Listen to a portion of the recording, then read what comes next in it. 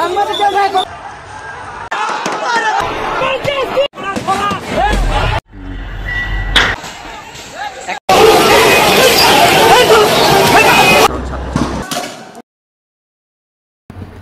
আলাইকুম প্রিয় দর্শক, আশা করছি সকলেই ভালো আছেন। প্রিয় দর্শক, ৩২ নম্বর থেকে 10 জনকে গ্রেপ্তার করা হয়েছে সন্দেহজনক।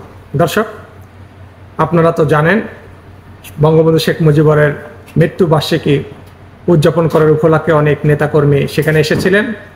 যাদের আইডি কার্ড ছিল তাদেরকে ঢুকতে দেওয়া হয়েছিল, যাদের আইডি কার্ড নেই ঢুকতে দেওয়া হয় নাই। এক পর্যায়ে শিক্ষার্থী, জনগণ, ছাত্রলীগের মধ্যে ধাওয়া পাল্টা দেওয়া হয়। সেনাবাহিনী, বিজিবি এবং পুলিশ ছিল সেইখানে, তারা বাধা দেয়। তারপরে এক পর্যায়ে কয়েকজনকে এলোপাতারি মারধর করা হয়েছে, ফাঁকা গুলি ছোড়া হয়েছে, কাউকে ধাওয়া দেওয়া হয়েছে, আবার কয়েকজন গ্রেপ্তারও হয়েছে। দর্শক, আবারও 10 জন গ্রেপ্তার করা হয়েছে, সন্দেহজনক 10 জন। এই বিষয় নিয়ে সার্জিস একটি বক্তব্য দিয়েছেন সমন্বয়করা, সে বিষয়টি আপনাদের সাথে তুলে ধরব। 32 নম্বরে বিবস্ত্র করা থেকে গায়ে হাত তোলার মতো ঘটনা মানবাধিকার লঙ্ঘন, যা বলছেন সার্জিস। তিনি আরও বলছেন, সেটি আপনাদের সাথে ক্লিয়ার করছি।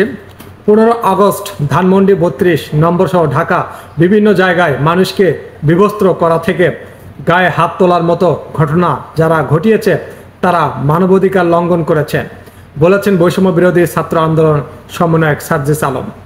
সার্জিস আরও বলেছেন, ধানমন্ডি 32 সহ ঢাকার বিভিন্ন স্থানে এমন অনেক অনাকাঙ্ক্ষিত ঘটনা ঘটেছে যেগুলো আমাদেরকে গণ অভ্যুত্থানের স্পিরিটের সঙ্গে যায় না, এগুলো কোনোভাবেই আইনসঙ্গত নয়। তিনি আরও বলেছেন, বৃদ্ধ, যুবক, মায়ের বয়সী, বাবার বয়সী তাদেরকে কানে ধরে উঠবাস করা, এটা যেই করুক না কেন মোটেই উচিত হয়নি। আজ শুক্রবার সকালে ঢাকা বিশ্ববিদ্যালয় অমর একুশে হল প্রাঙ্গণে সাংবাদিকের সঙ্গে কথা বলেন সার্জিস। শিক্ষার্থীর উদ্দেশ্যে স্পষ্ট বক্তব্য দেন, বৈষম্য বিরোধী ছাত্র আন্দোলনের কোনো কর্তৃপক্ষ নয়, বরং একটি প্রেসার গ্রুপ। সার্জিস আলম আরও বলেন, ভাইরাল ভিডিওতে দেখেছি আমরা বাবার বয়সী, মায়ের বয়সী, ভাইয়ের বয়সী তাদের কান ধরে উঠাবাস করা হচ্ছে। আমরা বাবার বয়সী একজনকে বিবস্ত্র করা হয়েছে, লোকজন যা চায় তাই করছে, অসংখ্য মানুষ ফোন চেক করছে। আমরা মায়ের বয়সী লোকজন বা মায়ের বয়সীর মায়ের মতো তাদেরকেও কান ধরে উঠাবাস করছে। সাংবাদিক ভাই বোনদের উপর হামলার বিভিন্ন ঘটনা প্রত্যক্ষ করছে। এমন অসংখ্য অনাকাঙ্ক্ষিত ঘটনা ঘটেছে গত 16 বছরে। নির্যাতন, কথা বলার অধিকার হরণ, দুর্নীতি, নিপীড়ন, অত্যাচারের বিরুদ্ধে, এগুলার বিরুদ্ধে ছিল আমাদের অভ্যুত্থান। আমরা এমন একটি বাংলাদেশ চেয়েছি সেখানে সবাই সবার কথা বলতে পারবে, মত প্রকাশ করতে পারবে, যে ধারায় বিশ্বাসী সে অনুযায়ী কাজ করতে পারবে, এই স্বাধীনতাগুলো থাকবে। গতকাল আমরা এমন বেশ কিছু চিত্র দেখেছি যে জায়গাগুলোতে শিক্ষার্থীদের অংশগ্রহণ ছিল। আমরা জানি না ওই শিক্ষার্থী কোন মতাদর্শ ধারণ করছে, তাদের ডিফাইন করতে হবে বা করতে পারবে। তারপরে যেটা বলছে, ছাত্র আন্দোলনের প্ল্যাটফর্মের সবাই একসঙ্গে বসে আলোচনা করেছে উল্লেখ করেন সার্জিস। বলেন, আমরা স্পষ্ট বলছি, আমরা খুঁজেছি যে এই ঘটনার সঙ্গে আমাদের কোনো সমন্বয়ক যুক্ত আছে কি না।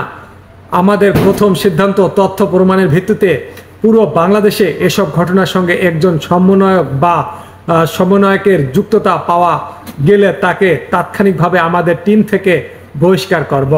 মানুষকে বিবস্ত্র বা গায়ে হাত তোলা থেকে বা বিরত থাকতে হবে। এরকম ঘটনাগুলো যারা ঘটিয়েছে তারা মানবাধিকার লঙ্ঘন করেছে, আইনের আওতায় নেওয়া উচিত। এগুলো কোনোভাবেই আত্মসঙ্গত নয়। আমাদের দ্বিতীয় সিদ্ধান্ত হচ্ছে তাদের বিরুদ্ধে আইনগত ব্যবস্থা নেওয়া, যা করতে হবে। একটি প্রেসার গ্রুপ হিসেবে বৈষম্য বিরোধী ছাত্র আন্দোলনের কাজটি করবে।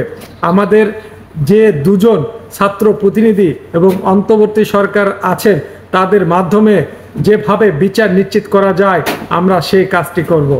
সার্জিস আরও বলেন, আমাদের জায়গা থেকে স্পষ্ট বার্তা, 15 আগস্ট ধানমন্ডি 32 নম্বরে কেউ ফুল দিয়ে তার শোক পালন করতে চায়, আমরা আমাদের জায়গা থেকে তাকে বাধা দিতে পারি না।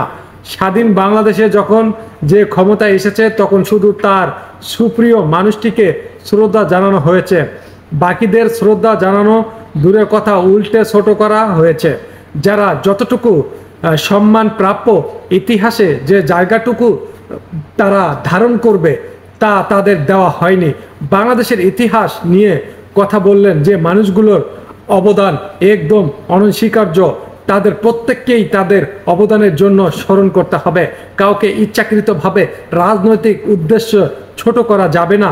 শেখ মুজিবুর রহমান যতটুকু সম্মান প্রাপ্য তা তাকে দিতে হবে, একইভাবে জিয়াউর রহমানের যে সম্মান প্রাপ্য তাকে তা দিতে হবে। এত বড় একটি গণ অভ্যুত্থানের পরেও দাঁড়িয়েও রাজনৈতিক প্রতিহিংসা বাস্তবায়নের জন্য যখন নেতিবাচক কাজগুলো করা হয়, আমরা আমাদের জায়গা থেকে এগুলো কখনোই সমর্থন করি না। আমাদের মধ্যে যদি কেউ কাজগুলো করে থাকেন তাদের বয়কট করা হবে।